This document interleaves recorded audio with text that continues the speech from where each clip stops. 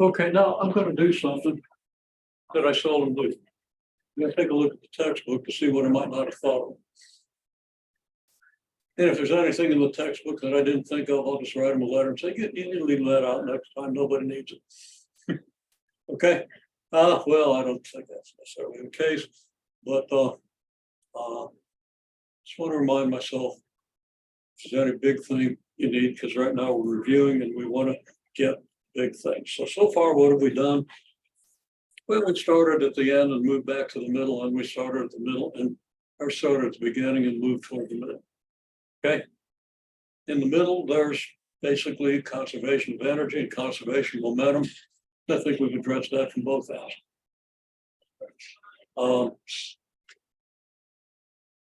So before I look at the book,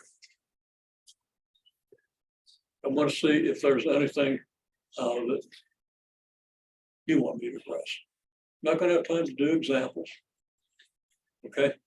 But if there are questions, I'll be glad to address them in a matter appropriate to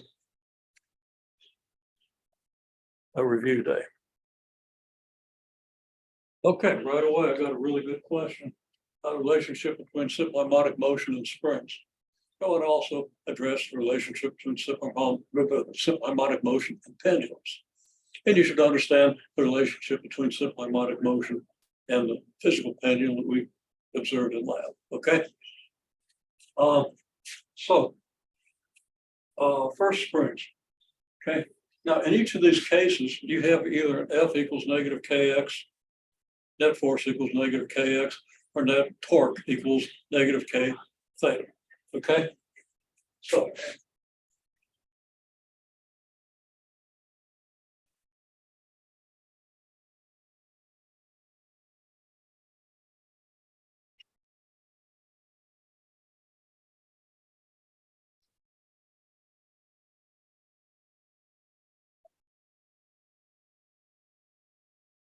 okay.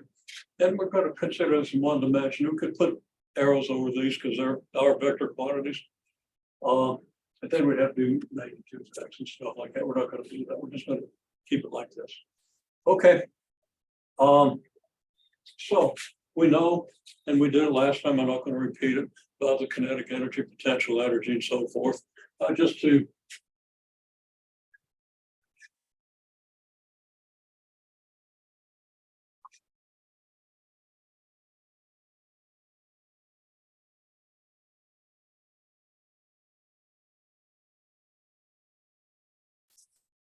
well, it is 1/2 Ka squared, whether it's this or this. K has different units there. It's units of torque, which are meter newtons, divided by units of theta, which are radians. Okay. So, and so forth. But again, I'm not going to take time to do all those details. I'll just give you a framework. So here's our total energy, and energy.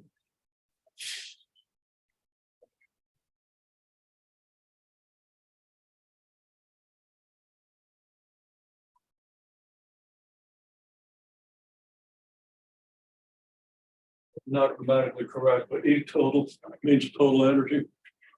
Okay, I'm going to remove the word total because it's redundant. Okay, E equals 1/2 Kx squared.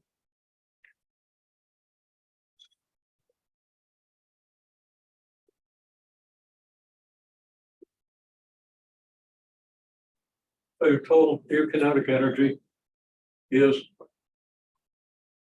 the change in potential energy. Okay, this is your potential energy. It's all potential at amplitude A. So there we have it. You can flesh that out a little bit, but that's important. Okay. Now the question was, what's the relationship for a mass in a spring? I wanted to say pendulum. Had to fight to suppress that. Okay, what's the relationship for spring? Well, for spring, if you know X and you know K, you can find the force, right? Now, what if you have a spring in the lab and you don't know what K is? Okay. Well, one way to understand what you do is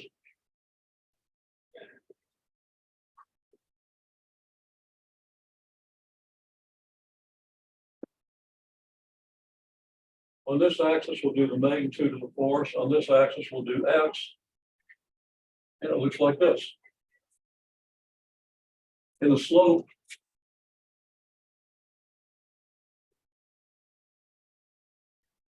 is K. Straight line, slope is K. All right. So that's kind of an important picture. Because the magnitude of F is then Kx. And of course, it's a restoring force. But we can integrate Kx between any 2 points and get the change of potential energy.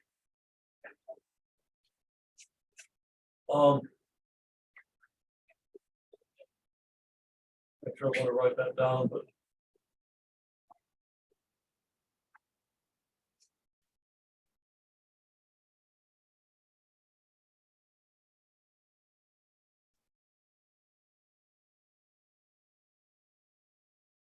it's the integral of Kx dx. It's the integral of Kx because the integral of negative Kx is the work done by the force that's pulling you back.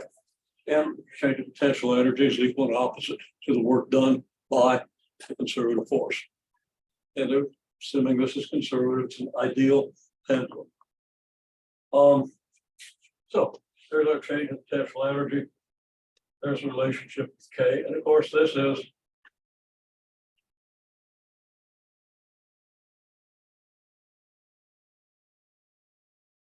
one half Kx2 squared minus one half Kx1 squared.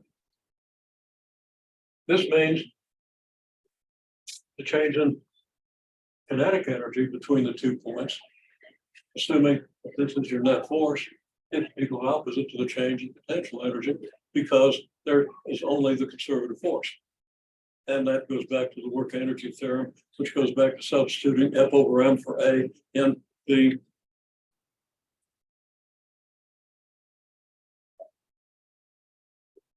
generally the fourth equation motion B squared equals D naught squared plus 2A del S. Okay. So there's our potential energy. Now, how do we observe K?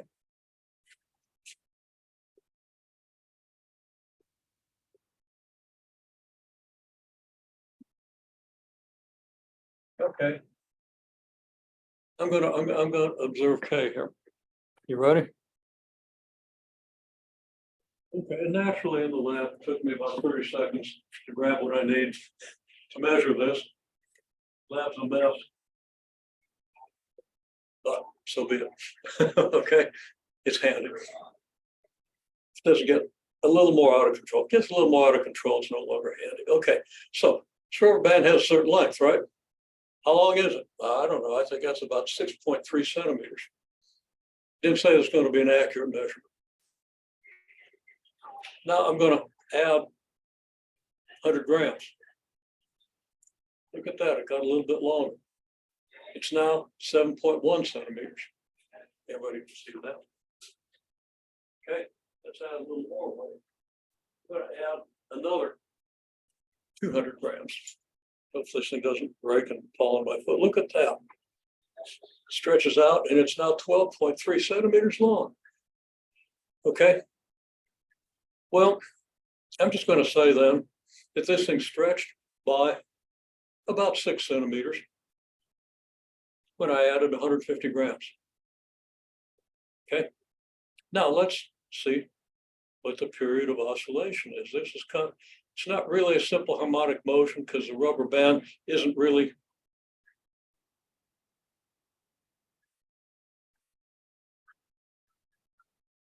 conservative.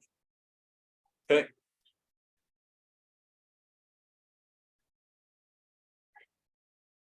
One, two, three, four. At about 0.6 second.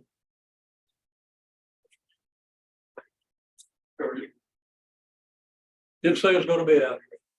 If it turns out to be accurate, well, be duly impressed, but no, it's just luck. Okay, now measure K.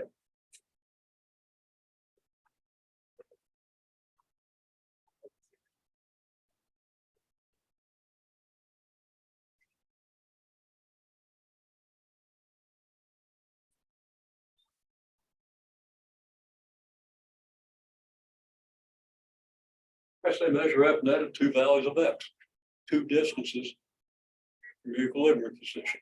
Okay. Now, I don't even know what the equilibrium position for that rubber band was. I don't care. It doesn't matter for calculating F and relating it, or for calculating K and relating it to the motion of the pendulum. Well, let's see.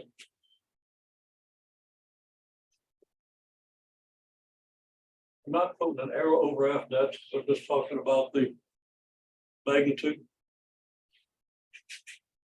Oh, well, we'll put a negative on it. It was negative.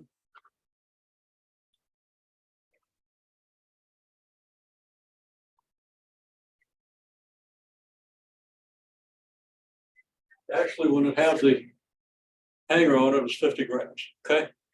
50 grams is about 0.05, about 0.5 newtons. Okay, so F net was negative 0.5 newtons.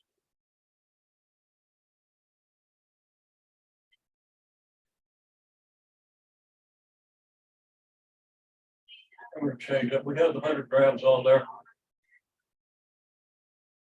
Negative 1.5 newtons at X equals 6 centimeters. F net was then negative 3.5 newtons at X equals 12 centimeters. Okay, so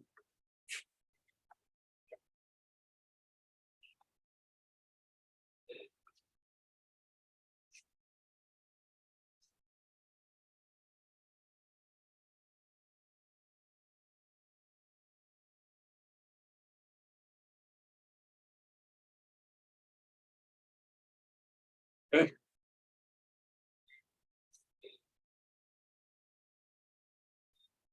Then can we find the value of K? What multiplied by 6 centimeters? Well,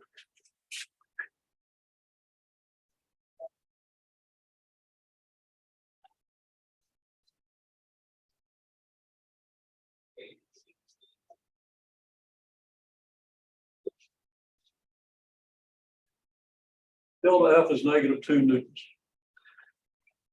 From 1.5 to 3, negative 3. Negative 1. Okay, you got that. From here to here is 6 centimeters. So this is equivalent to having 2 points in this graph. Okay, I'm going to label it, but that's 6 centimeters, negative, and 1.5 newtons in this case, 12 centimeters, and 3.5 newtons. The slope is K, which is the rate of change of the force with respect to K. If you take a derivative with respect to X, if you take the derivative of this with respect to X, you get negative K, don't you? It's got to be the slope of the graph. Put that together. Okay, so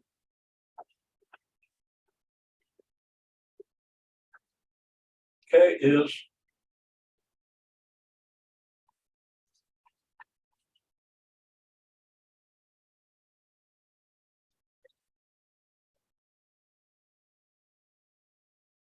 about a third of a newton per centimeter.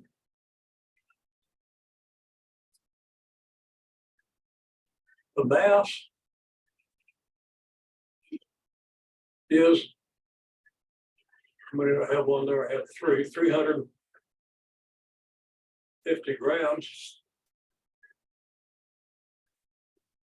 0.35 kilograms. Now, before I figure anything, we observe a period of 0.6 seconds. I didn't say any of this is very accurate. It's probably going to be not too bad in ballpark. Okay.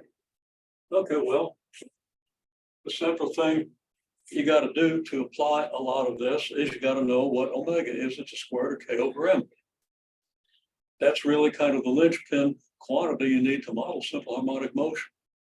And we stress that you should be able to put that together.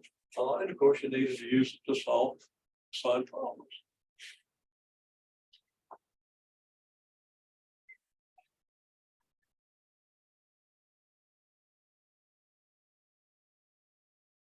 Okay, well, negative square root of K over M, that's the square root of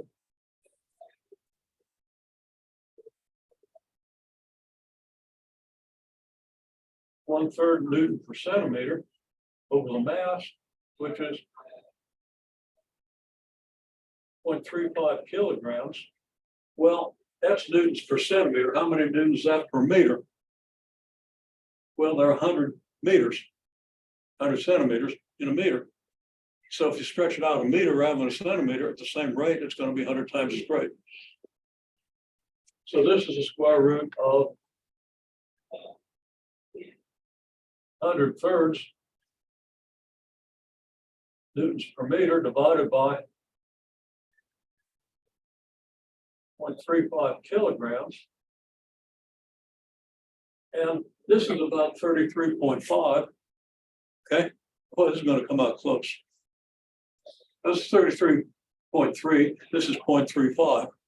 So this is approximately well within the uncertainties, just off by a few percent, the square root of, and I didn't plan it this way because I just picked this stuff up off the shelf.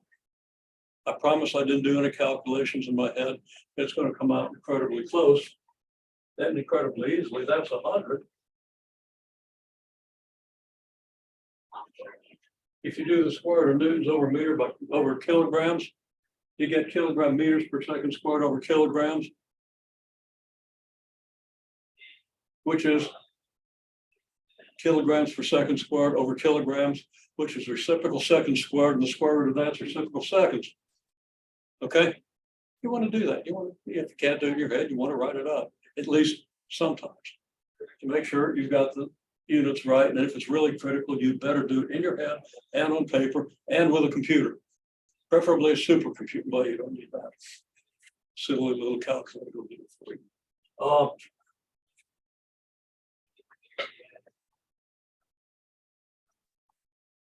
That's 10 radians per second. Now, what's the period at 10 radians per second?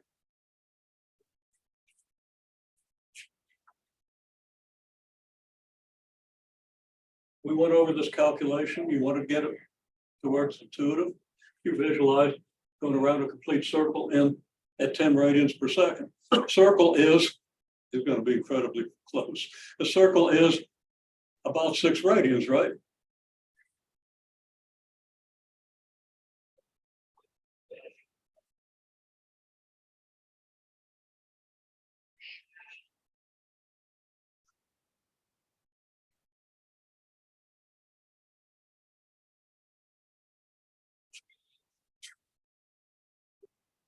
You divide 6 radians per cycle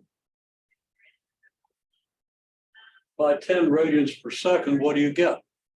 You get 0.6 seconds per cycle. What did I estimate?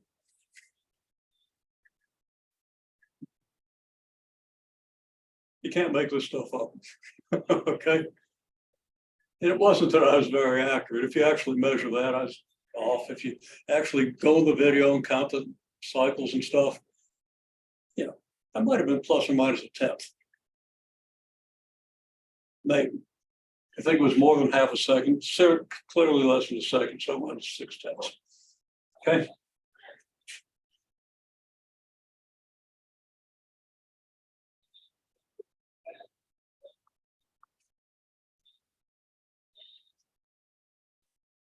Now that's 0.6 seconds per cycle. That's just 0.6 seconds. A cycle is a period. What's 6 seconds per what? Less period. Okay.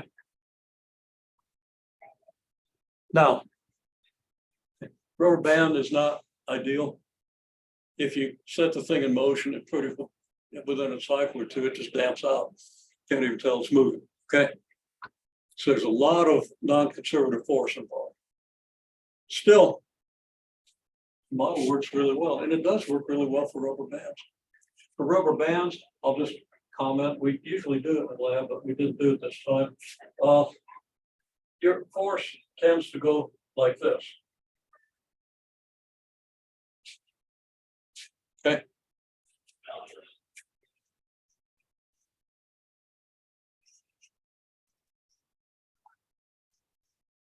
It stays close enough to an ideal straight line that it doesn't in the end, the period doesn't in the end differ much from what you do if you make accurate measurements, which we could have easily done. Hang the thing next to a ruler, meter stick, put different weights on it and do this calculation, then time it. Count the periods for a minute, get an accurate determination of the period. Now we're actually driving the thing, and if you're doing differential equations, I think maybe looked at driven motion. Okay, it's a standard topic. Like your spring mass dash pod model. To do that one. And you should really understand that because you do exactly the same model in electricity and magnetism, which we're going to do second semester. Okay. And there it's not mass gamma resistance constant, resistance to velocity, and K, which is the same as the K here. Total analogy with circuits. It's a profound analogy. Now, you're going on to MCAS or greater things, you don't have to worry about it. Oh, okay. But depending what kind of engineering you're going into, it's really important model. Take one thing out of differential equations, that should be it. And of course, if you take that, you're going to take a lot of other stuff with it. So, okay, stop, pop-ups. Just want to pause this. Okay, another question, power. What can you say about power? Well, you know what power is? It's the ability to make estimates like this every time and be right. Okay? Now, I lucked out on this one, but so I don't have any real power this way. I'm just fairly good at making estimates. Lucked out on one. Okay, so now let's see power in physics definition.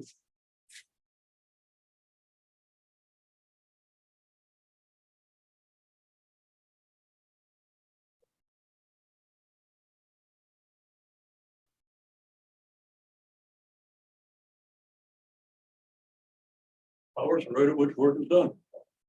Okay.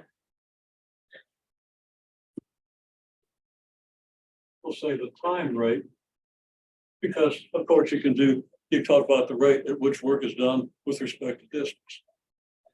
Okay, now I calculated one the other day, just to estimate, I was going up, I've got this 22-year-old vehicle that I bought a couple $1,000. Put $1,000 into it, and it's been good for 3 or 4 years now. Okay. And it's a well-made vehicle. It's an old Oldsmobile, which is pretty much Cadillac under a different name. So it's surprising it's not as well. So it's got 160,000 miles on it. I don't drive it that many miles. It might last me several more years. It might fly tomorrow. I was going up a hill. I've got the exit 17, going up toward exit 19, got on the interstate, going up the entrance ramp. And I looked at the speedometer. It took about 3 seconds to go up by 5 miles an hour and calculated the power. So to do that, on the assumption I was on a 10% incline. I don't think it's quite 10%, but it's probably pretty close. Okay, and I got like 60 horsepower. Now the engine produces more than that, but they're well, we don't want to get into car mechanics and powertrain losses and stuff like that. It wasn't working that hard, but I still had to accelerate. And then a little later, I made another estimate driving 70 miles an hour.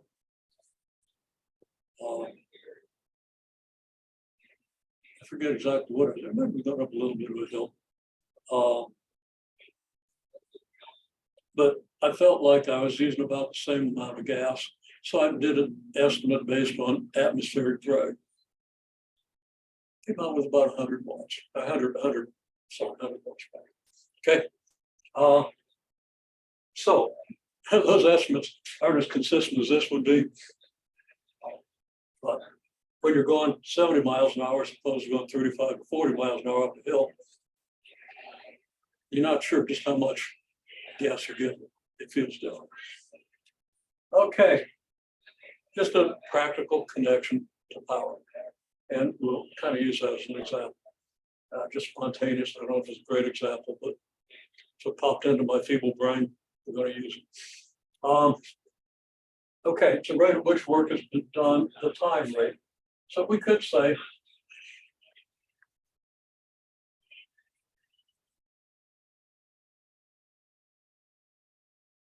hours, the rate at which work is done, right? Change in the amount of work that's being done divided by the change in time. The derivative, if you have a function, if you have a functional relationship. Okay, now let's stay intuitive, but we'll keep this in mind. So if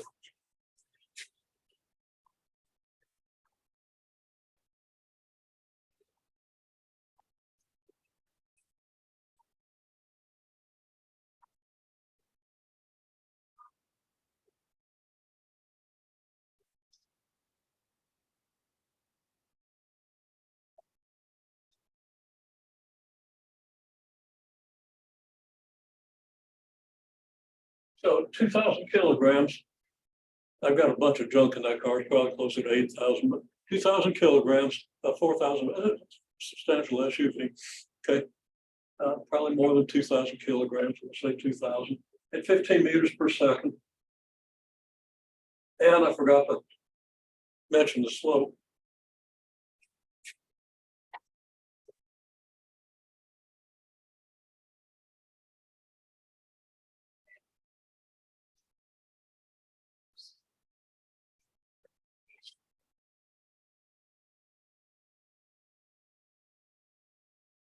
I could say gravity, but I'm going to be specific and say gravitational force.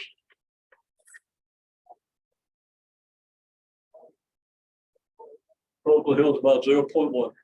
Okay. Now, normally I drag it out of you, ask you to do the calculations. Just going to show you because it's last day. We're down to our it's sad, less than an hour. Okay. But I'll see most of you next semester, and I'll miss those of you who are. Okay, slope is 0.1. Okay, 15 meters per second. So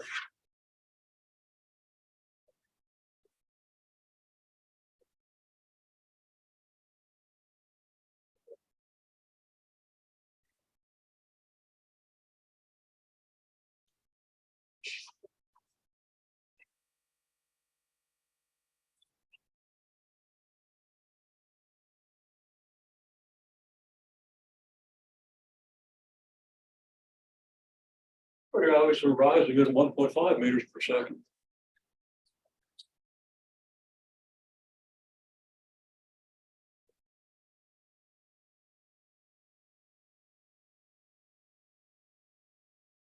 Work against gravity? Well,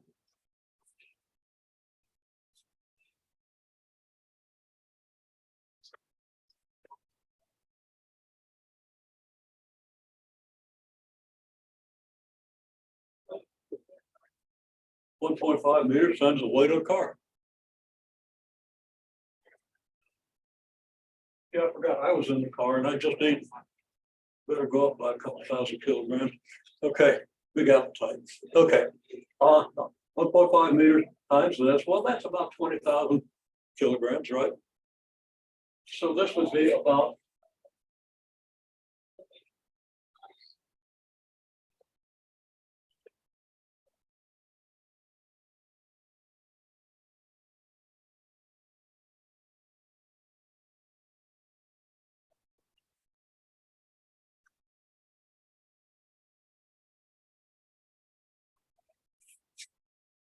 okay. Well, I'm being a little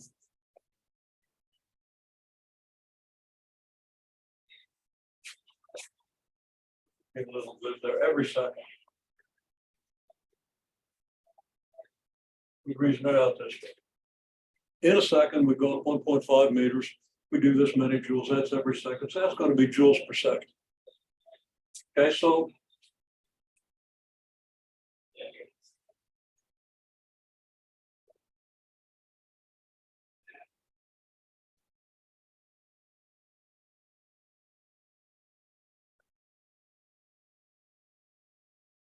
the power against gravity is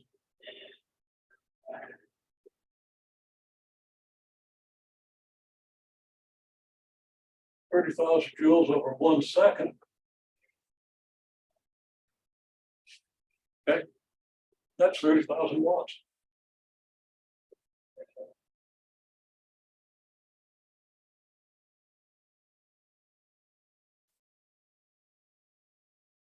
Okay, well, 30,000 watts. The horsepower is about 742, I don't know, close to 750 watts. Should take 4/3 of that. And I'm not going to explain to you how to do this. It's just unit conversion. Okay. Horsepower is a certain number of foot, it's 550 foot-pounds per second. Okay, well, you change feet to meters, change pounds to newtons. And you get joules per second. Okay.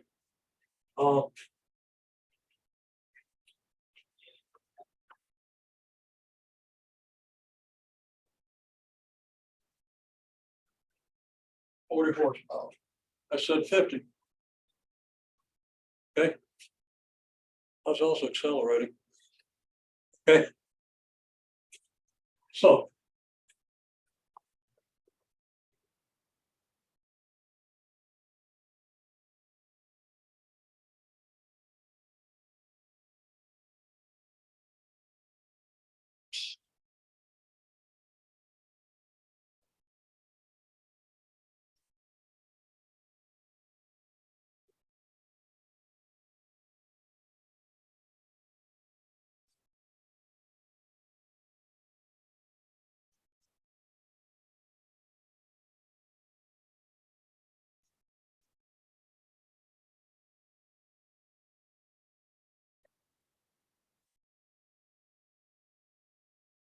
.7 or 0.8 if you approximate it.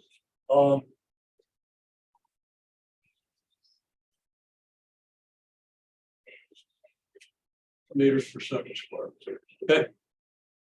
Because miles per hour can go to meters per second, divide by seconds, you get meters per second squared. About 2.2 to 2.3 meters per second. Miles per hour for every meter per second. So you got to divide by 2.2 or 2.3. Okay. Comes out around 0.7 or 0.8.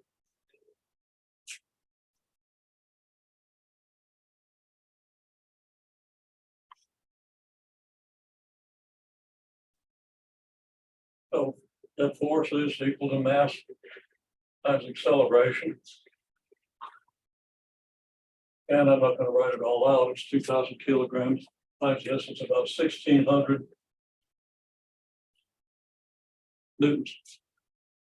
Given that much acceleration. Shouldn't I do my numbers right? I think maybe I am. I almost never use caffeine. Didn't get enough sleep last night. Thought I was going to feel terrible today and be totally flat.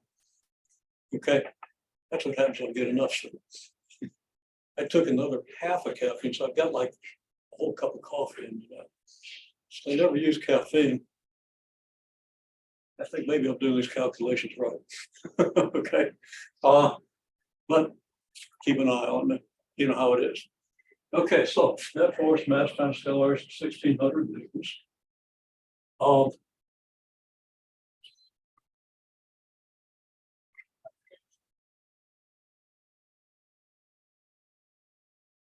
1,600 newtons at 15 meters per second.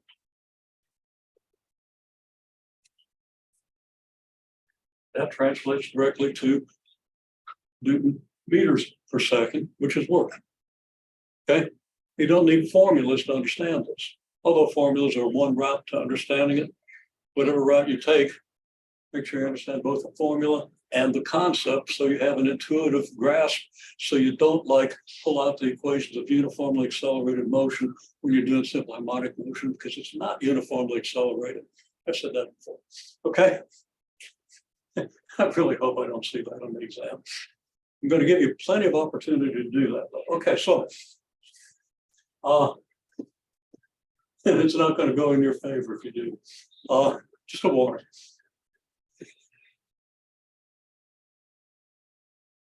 1,600 newtons at 15 meters per second is 24,000.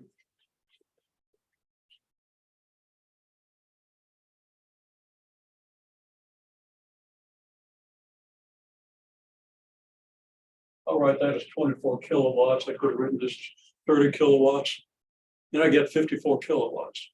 That was the 54. I think I didn't convert that to horsepower, because I pretty much used these numbers as I was driving up the road 2 miles. So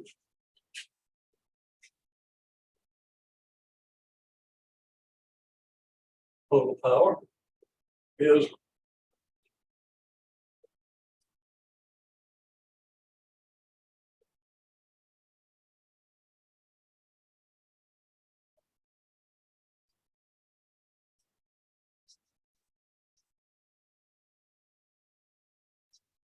54 kilowatts, probably around 70 horsepower. Fair enough. Does that clarify? Does that help? Trying to address it both intuitively and formulatically. The formulas, you got a formula that says power equals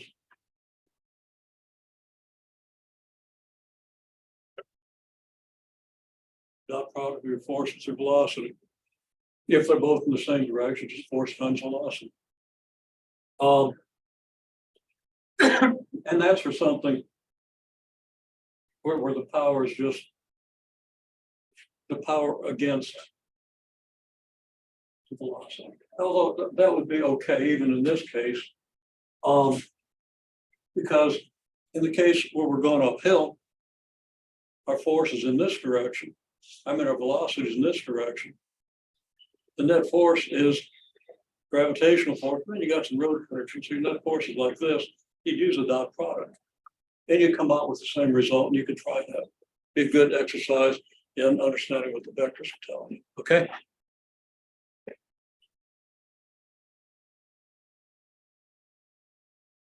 Okay. Somebody wants the parallel axis theorem, so if I'm running out of board strips, I got the X. Of course, we got a ways to go, so I might have to clean the board. So, okay.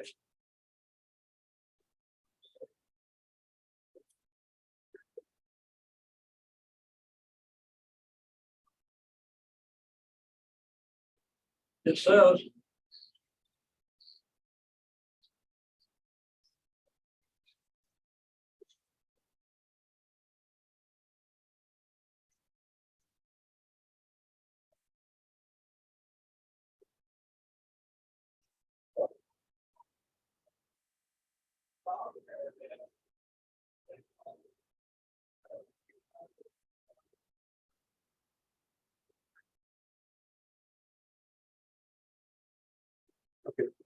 I about this axis is I1 plus I2.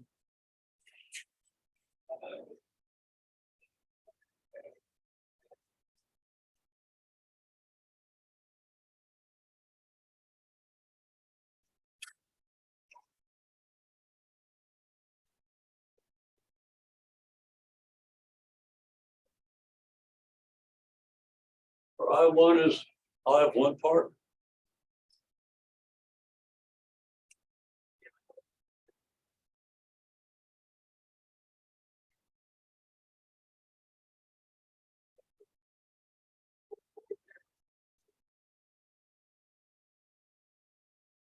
This is not a precise statement.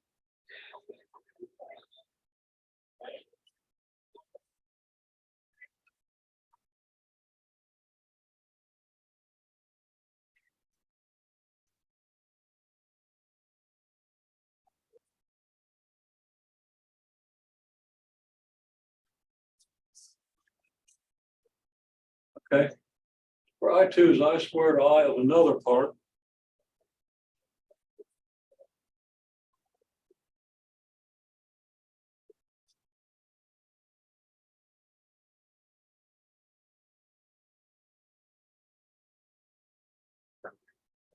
It distance R.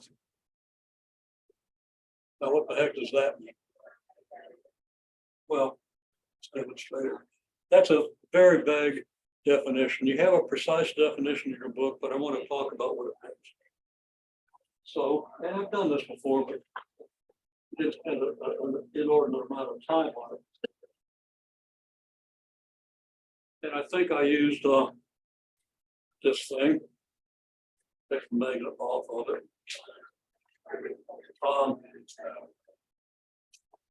That's fine.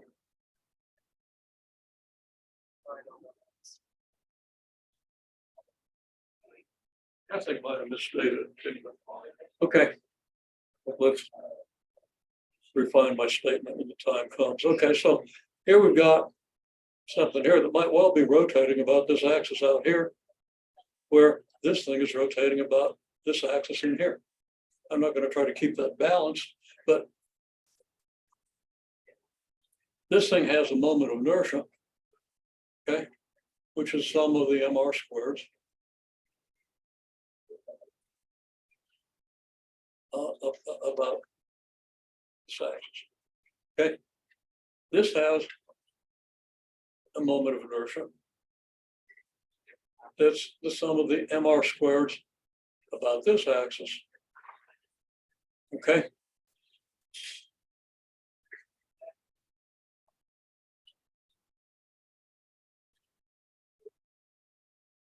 We get the total moment of inertia by taking the moment of inertia of this thing about this axis. Okay, and combining it with the moment of inertia about this axis. Okay, and you can prove that by integrating over the masses for any arbitrary configuration. All right. Now I want to refer back to the actual way your textbook states this, because I haven't proved this in my head. Okay. And I think there may be a problem with my statement.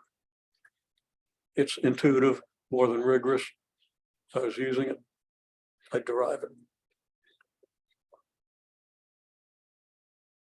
Okay, turns out what I was uncomfortable with, the R squared, although I was pretty sure of it, is right. I think your book uses D, I just looked it up. Okay, but of course, that's not I. If you multiply a moment of inertia by R squared, you don't get a moment of inertia, do you? Okay, it's R squared M. Now the book doesn't state it that way, doesn't state it as I1 plus I2. It states it as, I don't know, what I1 plus MD, big MD squared, something like that. Let me look again how they, yeah, okay. And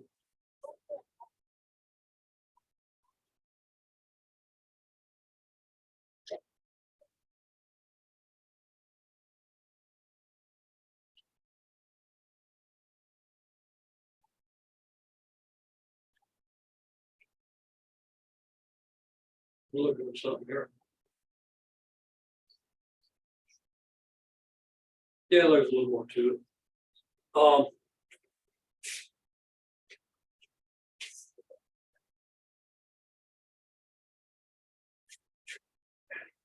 I1 is moment of inertia of I of one part about its center of mass. Okay. In the example I used, which is what I was thinking those center mass was the axis of rotation. Okay. If it's an object that's unbalanced,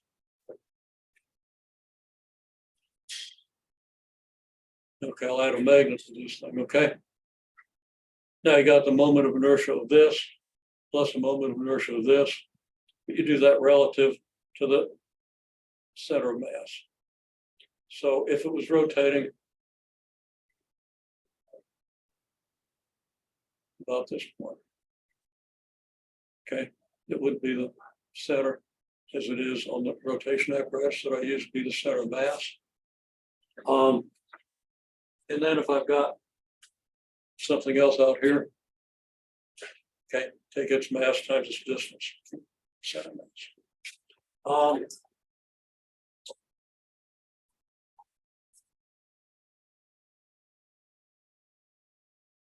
So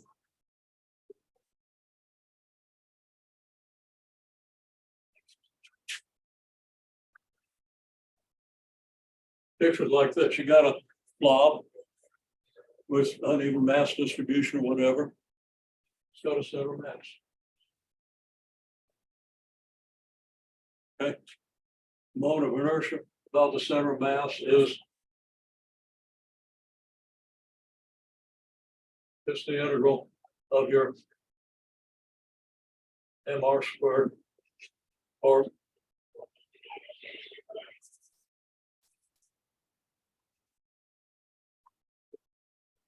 sum of your delta m's times r squared, or the integral of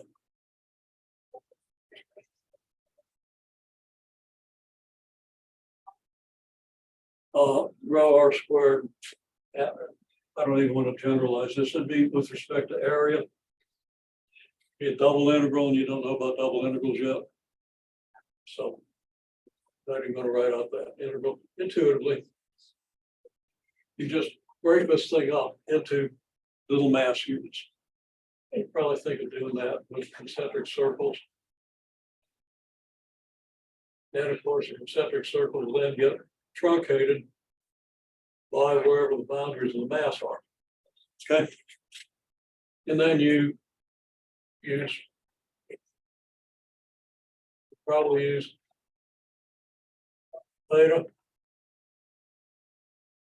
the radial angle, and you break this up into a bunch of little mass units. Okay. And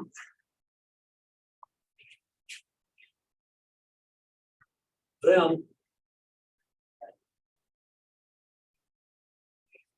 I'm just looking for notation. I kind of want to call this I1.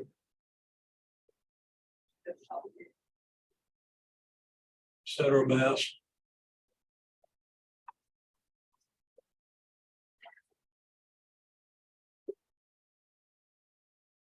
That's over object 1. Okay. Now you have an object 2.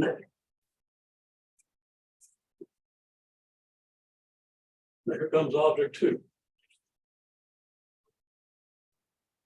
Maybe you've got this thing rotating. It's going to be a little tough to get it rotating very fast because the unloaded, unbalanced washing machine effect is going to take over.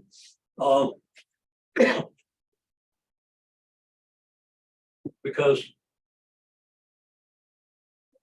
well, it's not the center of gyration, but okay, so object 2 comes on here. So here comes object 2.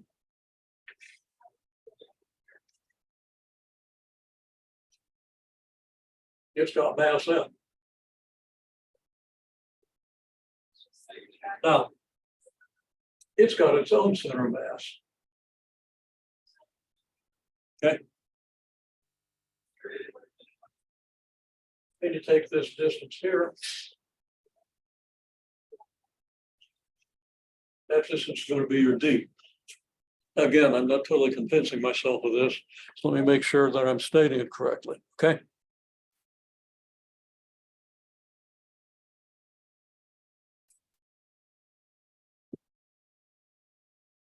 Okay, this is more complicated than it needs, ouch, to be.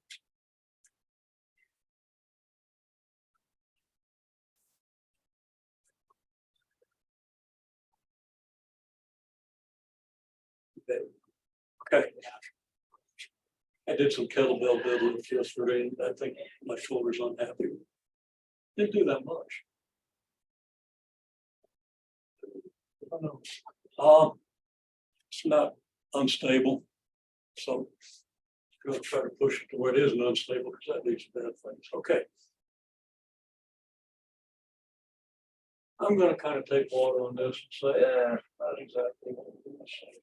Then it gets a little more complicated than it needs to be. So here we've got an object.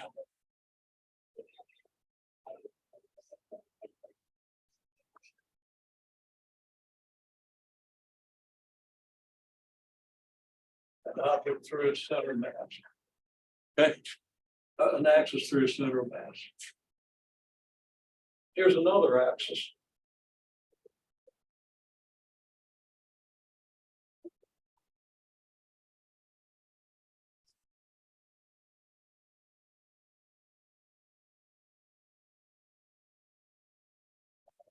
about a second axis parallel to the first.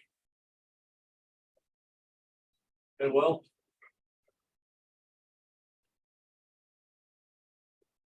this distance is d.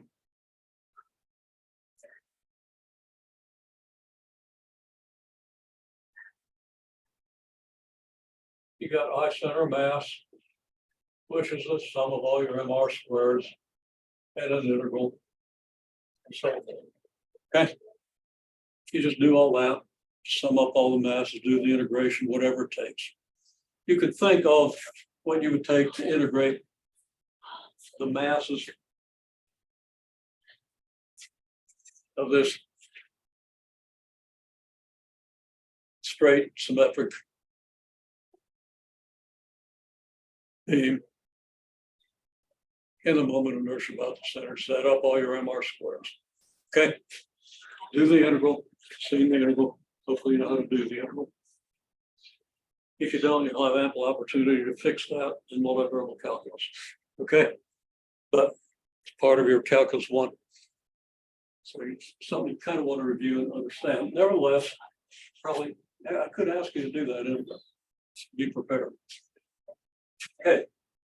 Now, if you do it about this second axis, you could also do that in a linear thing, right? Okay, this is about its center, let's say, and this is about a point 10 centimeters from one of the ends. You write out that it'll work out. Okay, the second axis parallel to the first at distance d.